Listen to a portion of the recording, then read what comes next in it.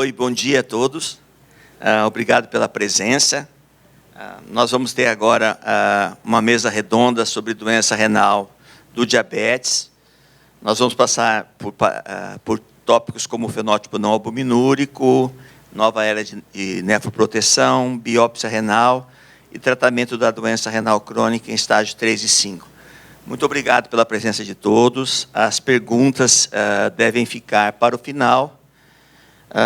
E eu vou começar convidando o Dr. Anderson Ricardo Gonçalves, que é de Joinville, Santa Catarina, nefrologista com muita experiência em doença renal crônica e injúria renal aguda, faz parte do departamento de IRA da AMIB, e ele vai falar para a gente sobre o fenótipo não albuminúrico da doença renal crônica. Qual é a leitura que devemos fazer? Anderson, fique à vontade. Muito obrigado pela sua presença. Muito obrigado a todos. Bom dia. Quero agradecer à comissão organizadora, comissão científica, pelo convite, pelo honroso convite.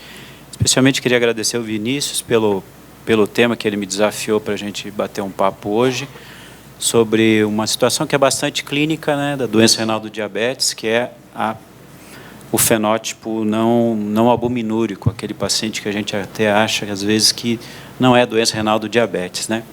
Eu não tenho nenhum conflito de interesse para esse tema de hoje.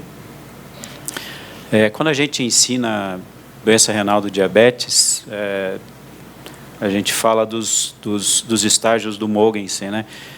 A doença renal do diabetes começa com hiperfiltração, passa para a fase de albuminúria e progride, depois começa a ter queda de filtração glomerular mais tardio, né? O indivíduo começa a ter uma proteinúria mais maciça, passa para a fase até nefrótica e depois perda funcional progressiva, né? Só que isso foi desenvolvido nos anos 80 do século passado, principalmente em diabéticos do tipo 1, e clinicamente se verificava que nem todos se comportavam dessa maneira, né? No final dos anos 90, começo dos anos 2000, vários serviços começaram a biopsiar pacientes com diabetes para acompanhar. O grupo que mais faz isso é o grupo do Mauer, da Paula Fioretto, biopsia inclusive os pacientes com diabetes tipo 1, sem doença renal manifesta, né? E tem uma vasta experiência. E aí outros fenótipos foram sendo, acho que vou ficar de lado, que foram sendo demonstrados. Esse aqui é o clássico, né? O paciente passa por uma albuminúria progressiva, a filtração glomerular ainda normal, e depois, posteriormente, é que tem a queda da filtração já com uma albuminúria mais importante, né? Mas existem pacientes que você tem uma albuminúria que aumenta e depois regride quando cai a filtração glomerular.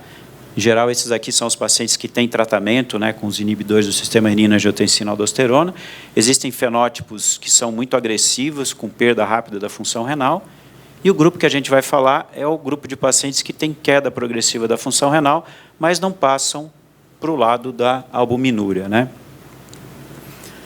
Isso aqui está no site da ADA, é de 2023, apesar deles não terem mudado a data do slide ali, mas é desse ano.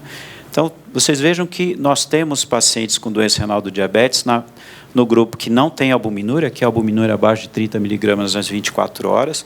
A gente tem um grupo de pacientes que perdem progressivamente a função renal, e é esse grupo aqui que é o fenótipo não albuminúrico, né? Nominalmente, né, a doença renal do diabetes o clássico é aquele paciente que tem doença renal do diabetes de longa data de evolução, né?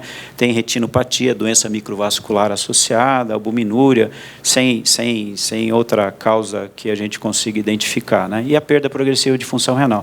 Mas você começa a encontrar nos textos a referência de pacientes que evoluem para doença renal crônica sem desenvolver albuminúria, mesmo no diabetes tipo 1, que é menos comum do que no diabetes tipo 2 esse fenótipo.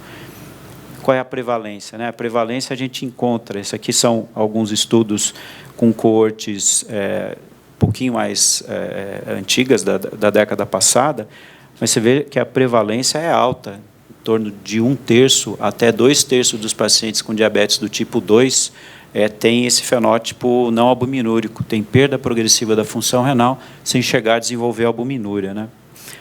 No diabetes tipo 1, é difícil encontrar esse dado. Encontrei dois estudos italianos com variações muito grandes da prevalência, mas como a gente utiliza, a grande maioria dos estudos utilizam as fórmulas de estimativa de filtração glomerular, diabetes tipo 1, como tem muito jovem, muita criança, essas fórmulas não têm sensibilidade suficiente para detectar a perda de função renal, coisa que é mais fácil no adulto, né? O que acontece com esses pacientes? A histologia desses pacientes. Essa classificação aqui é a mais utilizada, do Tervaert, né, que utiliza a classificação da nefropatia diabética, né, ou da doença renal do diabetes, vai em estágios progressivos, né, o tipo 2 aqui, quando você tem proliferação mesolangial, que vai de leve a severa, aí quando você começa a ter os nódulos de Kimmich-Wilson, os nódulos escleróticos, né, clássicos da doença renal do diabetes no adulto, né, já numa fase mais avançada, 3 e 4 para a doença renal final, já com glomerulosclerose severa, né. Vejam que eles separam o compartimento túbulo intersticial e vascular dessa classificação. O foco é muito na glomerulopatia. Por isso, eu acho que a melhor classificação é o do Maurer, da Paula Fioretto, que eles publicaram aqui em 2007, que separa as manifestações histológicas em basicamente 3 tipos, né? É a estrutura glomerular quase normal, né, que você vai ver alterações, na verdade, quando o indivíduo tem albuminúria, você vai ver alterações que são mais da microscopia eletrônica. O quadro clássico histológico de doença renal do diabetes, que é este quadro glomerular aqui, e o quadro que nos interessa hoje, que é o quadro de padrões atípicos. Padrão atípico é aquele que tem lesão glomerular discreta e tem qualquer uma outra das combinações de desarranjo da estrutura do tecido renal, principalmente compartimento tubular e túbulo intersticial, mas com comprometimento vascular bastante proeminente também. Então, a gente tem alterações vasculares, aqui é a linose das arteríolas, né, e uma fibrose túbulo intersticial, que é muito mais proeminente do que as alterações glomerulares. Aqui tem uma proliferaçãozinha mesangial, né, espessamento, perdão, mesangial, mas é muito mais importante o comprometimento do túbulo intersticial. E é isso que a gente vai ver nas características clínicas, né? O fenótipo albuminúrico é diferente do fenótipo não albuminúrico na clínica.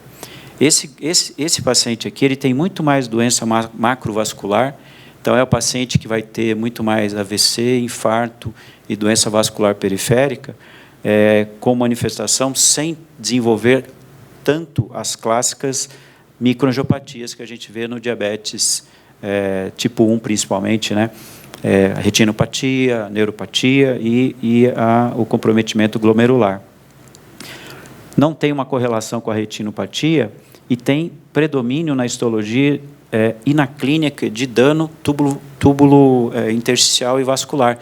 Então, é aquele paciente que começa a perder a função renal, que a gente verifica a perda de função renal sem proteinúria, sem albuminúria, e são pacientes que começam a desenvolver hipertensão, podem ter dificuldade de concentração tubular, distúrbios hidroeletrolíticos que podem acontecer, né? É mais comum em mulheres, não se sabe bem porquê, vou dar uma especulada nisso, tá? E não tem uma correlação muito grande com a hemoglobina glicada, sugerindo talvez que o caminho fisiopatológico seja distinto, né, do que a lesão glomerular clássica, né. Acontece mais em mulheres, tem alguma relação fisiopatológica com isso? Muito difícil de precisar, não tem nenhum estudo a respeito, mas uma especulação que se pode fazer é o seguinte: as mulheres, regra geral, se tratam muito mais precocemente que os homens quando tem o diagnóstico da doença. Regra geral, os homens têm um diagnóstico mais tardio da doença renal crônica, principalmente, né, e da doença do diabetes.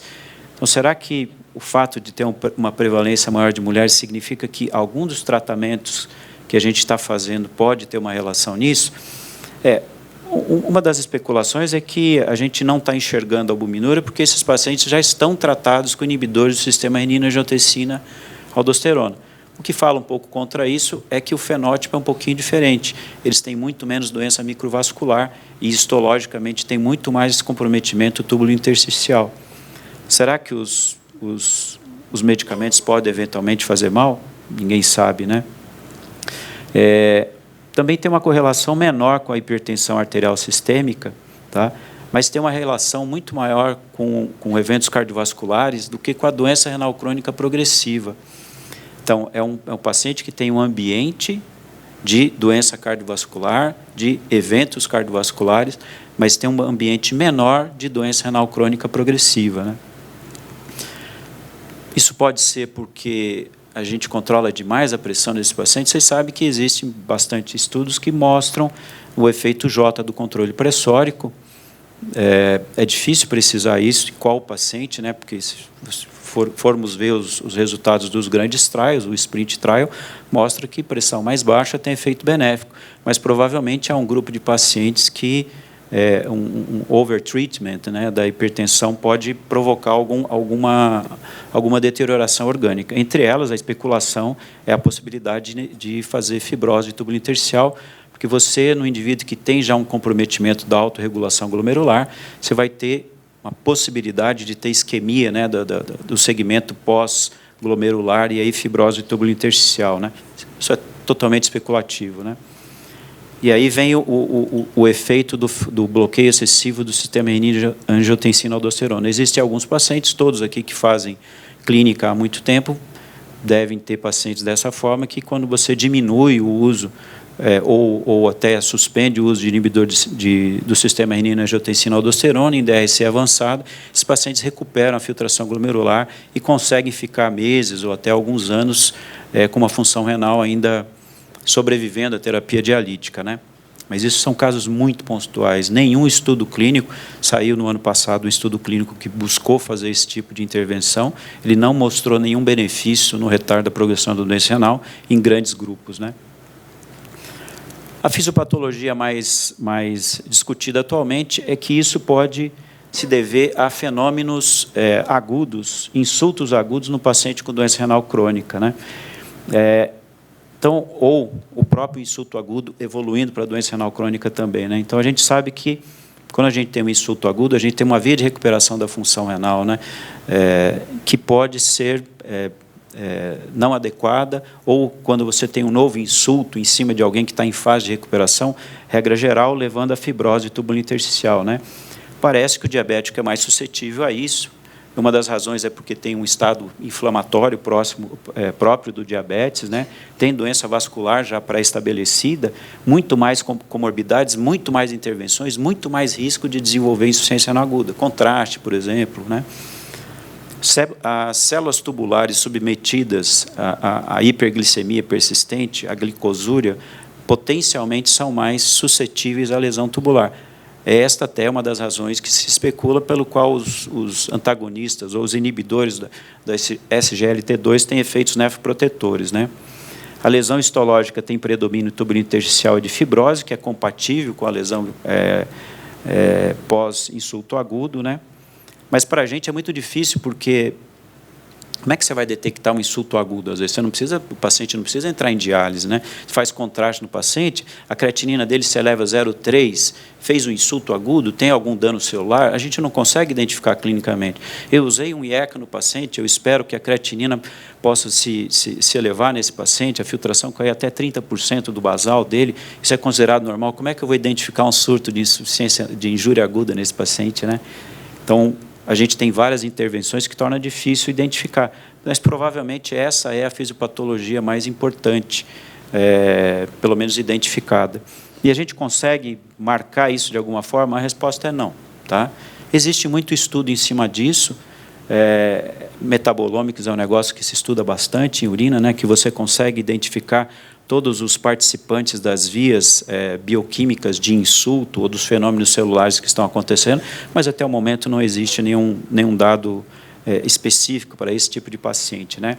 Existem marcadores inflamatórios que podem ser usados, alguns estudos, mas ninguém consegue identificar muito bem isso.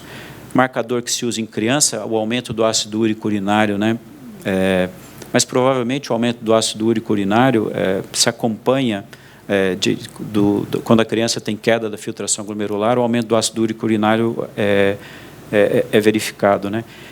Existe uma proposta comercial aqui de um kit, nos Estados Unidos esse kit é disponível, que usa alguns marcadores, mais marcadores clínicos usando um algoritmo de computador e que está buscando aumentar a sensibilidade disso com o aumento do banco de dados. Isso é disponível nos Estados Unidos. Existe associação com algumas doenças autoimunes em diabetes tipo 1, e a gente não consegue ainda saber como marcar isso, mas todas essas tentativas diagnósticas mostram uma possível via fisiopatológica distinta da doença glomerular clássica do diabetes, né?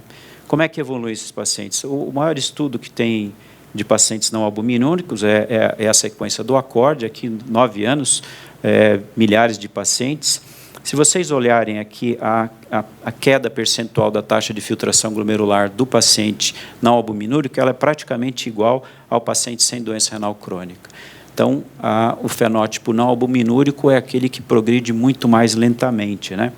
Agora, se você for olhar a mortalidade é maior, e a mortalidade se deve principalmente aos eventos cardiovasculares desses pacientes. Como é que a gente trata? Existe algum estudo com inibidor de sistema do renina, angiotensina, aldosterona específico nesses pacientes? Na verdade, não. São só subanálises, né? Mas aquele que tratou diabetes tipo 2 não albuminúrico, alguns sem doença renal crônica, e aí tinha um pedacinho com doença renal crônica, não mostraram melhora na progressão da doença renal crônica no uso dessas medicações nos não albuminúricos. Os antagonistas do receptor mineralocorticoide só foi estudado em albuminúrico, então não tem resposta. Mas essas duas outras classes, os agonistas do GLP-1 e os inibidores do SGLT2, para facilitar aqui o trabalho do palestrante, saiu uma revisão sistemática no ano passado, que pega os grandes estudos dessas duas classes medicamentosas, e a gente tem o resumo aqui, que é o seguinte: pacientes sem albuminúrica, é esse grupo aqui, tá? Aqui são progressão de doença renal, e aqui eventos cardiovasculares. Os inibidores de SGLT2 retardam a progressão da doença renal nesses pacientes e são muito eficientes em diminuir riscos cardiovasculares. Os agonistas do GLP-1 também são eficazes em reduzir eventos cardiovasculares. Comparativamente, parece que os ISGLT2 são um pouquinho melhores que a outra classe. Não se sabe exatamente se a gente pode usar essas duas classes concomitantes, provavelmente não, né? Então, para levar para casa, aqui é um grupo muito comum de pacientes que a gente vê no nosso dia a dia, tá? Basicamente, a filtração glomerular abaixo de 60 ml por minuto, tá? Pode ter uma relação com insultos agudos da função renal, mais uma razão para a gente lutar no paciente diabético para que ele não sofra insultos agudos, né? Risco cardiovascular e mortalidade muito mais do que a progressão da doença renal, e SGLT2 parece ser a classe com melhor eficácia. E aqui é especulativo da minha parte, eu acho que a gente deve usar inibidores do sistema renina, angiotensina, aldosterona nesse paciente, porque são diabéticos, tem uma indicação específica para isso, especialmente se esse paciente for coronariopata, né? Hipertenso, que são classes que mostram um melhor efeito nesse grupo de pacientes. Espero ter ficado dentro do tempo. Muito obrigado, pessoal.